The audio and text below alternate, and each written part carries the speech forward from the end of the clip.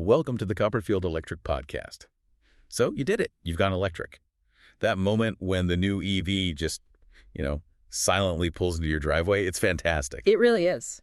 But then almost immediately, this huge question pops up. Yeah. Okay, how am I going to charge this thing at home? Yes. And suddenly you're swimming in all this jargon, level 1, level 2, 120 volts, 240 volts. It can feel pretty overwhelming. Absolutely. And that confusion is exactly why we're doing this deep dive.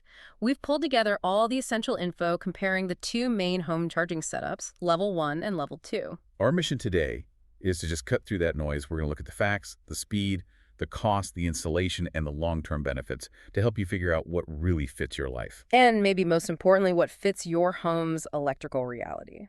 Okay, before we get into the watts and volts, let's set the stage a little.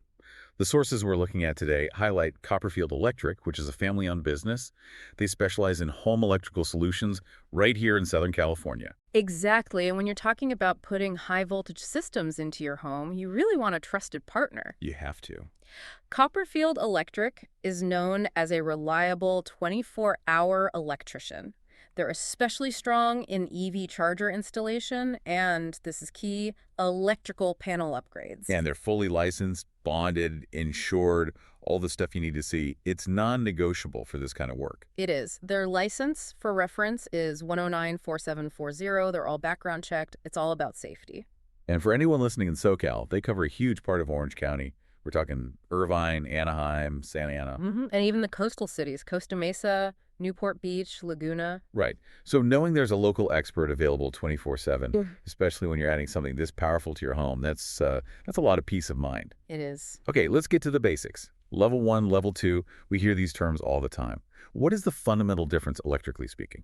It really all comes down to the power source they use. Level 1 is by far the most simple option, because it just uses a standard 120-volt household outlet. The same three-prong outlet you'd plug your TV or a lamp into. So it's literally plug and play. No setup needed. That is the main benefit, yes. The level 1 cord usually comes with the car. You just take it out of the box, plug it into a grounded outlet in your garage, and you're charging. Zero installation costs then. Zero installation costs, zero complexity. But that convenience comes with a huge catch. Speed. Speed, or the lack of it. Which brings us right to level 2. This is where the power really jumps up. It really does. Level 2 chargers run on a 240-volt system. And for context, 240 volts is what you use for your big appliances, right? Exactly. Like your clothes dryer, your oven, your central AC unit, big power draw items. And that voltage difference is what completely changes the charging game. But it also changes the installation game, because you can't just plug a level 2 unit into any old outlet. Absolutely not. No. To get to 240 volts, you need a professional installation. Yeah. And we're not just talking about a different shaped plug. Right. We're talking about running a brand new, dedicated 240-volt circuit straight from your electrical panel to the charger's location. So it's like building a private highway for your car's electricity. That's a great way to put it. It needs its own lane. It requires specialized wiring, a new breaker in the panel, all the safety checks. That's why you have to have a licensed electrician do it. So with that power jump, let's talk about the payoff, the speed. How big is the difference in charging time? It's massive, and it's honestly the main reason people upgrade a level 1 charger, because it's just sipping power from that 120-volt line is very, very slow. How slow are we talking? You're typically adding only about 2 to 5 miles of range for every hour you're plugged in. 2 to 5. Wow. Okay, so if my daily commute is, say, 40 miles round trip, and I plug it in for 8 hours overnight, You might get 40 miles back on a good day. You'd basically just be treading water. I'd be hovering near empty all the time. Precisely. L1 really only works if you barely drive your car, or if it's a second car you only use on weekends. You need a lot of time to catch up. Okay, so if level 1 is just catching up, level 2 sounds like it's actually making progress. It's a world of difference. With the level 2, you're looking at gaining up to 25 miles of range per hour. Okay, that's a real number. Yeah. So that 40-mile commute is replenished in under 2 hours.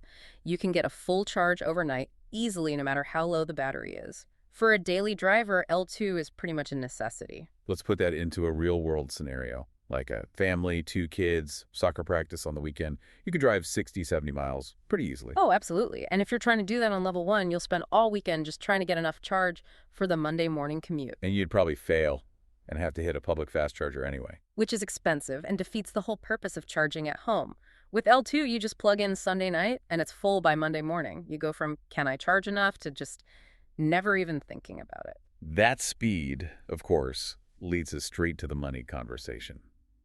I have to be a little skeptical here. If I barely drive, why would I spend all this extra money on a level 2 setup? That's a fair question. It's a classic time versus money calculation. Level 1 wins the immediate cost battle, hands down. Because the charger is often free with the car and there's no installation. Right. But level 2 has two big costs. The charger unit itself. Yeah, the professional installation. Exactly. That's the major factor. Running that new circuit, the parts, the labor, it's a significant initial investment. But, over the life of the car, the time you save can easily justify it for most people. Let's dig into that installation a bit more. You said it's not just about a bigger wire. What's the actual hurdle? It's not just the voltage, it's the amperage, the continuous load. Okay. Charging an EV pulls a really heavy electrical load, maybe 40 amps or more, and it does that for hours and hours straight. That's way more demanding than running your oven for an hour to cook a pizza. Right, that's a much shorter burst of energy. Exactly. So to handle that high continuous draw safely, the whole system, the wire, the breaker, has to be perfectly rated and isolated. The professional installation ensures you're not creating a fire risk by overheating something. So it's not just about charging the car, it's about not burning down the house. Safety is absolutely paramount, which leads us to the biggest potential hidden cost of level 2 charging. The electrical panel upgrade. The electrical panel upgrade, yes. This is where it gets really important for homeowners, especially if your house is, a bit older, maybe built before 2000. It's incredibly common, and it can really inflate the total cost of the project. If your home has an older, say, 100-amp electrical service, adding a level 2 charger can push that system beyond what it can safely handle. The panel just runs out of bandwidth. Precisely.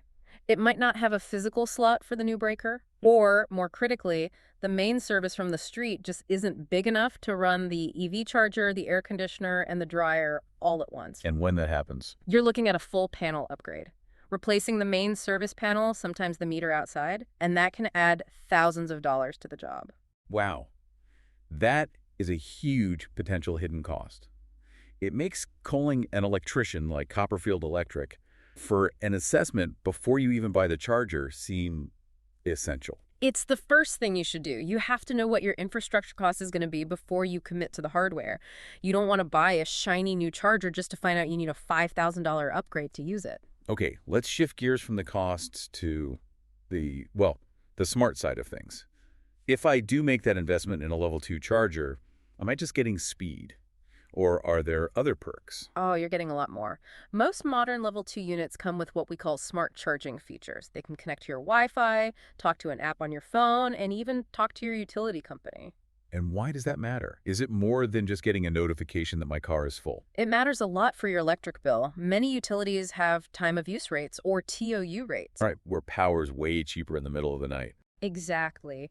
Power is expensive during that late afternoon peak when everyone gets home from work.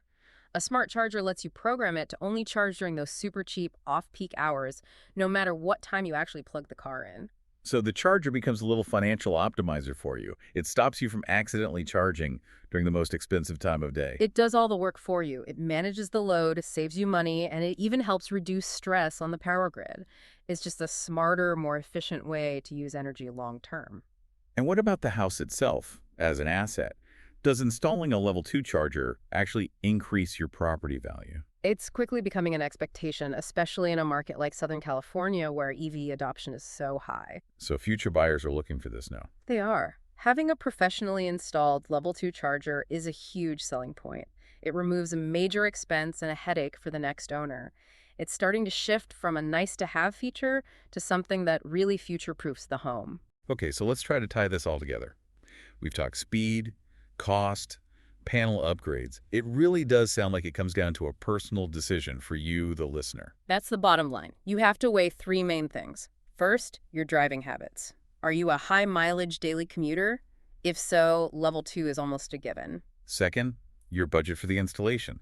Are you prepared for that upfront cost? And crucially, the potential for a panel upgrade if you're in an older home. And third, your long-term goals. Do you just want something that works, or do you want the smart features, the added home value, and the sheer convenience of a level 2 system? L2 is an investment.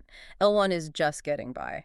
It seems pretty clear that level 2 is the better technology, but that installation complexity, specifically the risk of a panel upgrade, is the big hurdle for people. It is. And that actually raises a final important question. We talk a lot about checking the panel for level 2, but what about level 1? What do you mean? It just plugs in? It just plugs in, but you're still pulling a heavy continuous electrical load through a standard 120-volt outlet for maybe 10, 12 hours straight. Okay. If you're in an older home, the actual wiring inside the wall leading to that outlet could be old, brittle, maybe not rated for that kind of sustained abuse night after night. So my final thought for you is this. Even if you choose the simpler path of level 1, when was the last time you had a certified electrician check the health of your home's basic wiring? That silent, constant strain on old wires is often the most overlooked danger of all.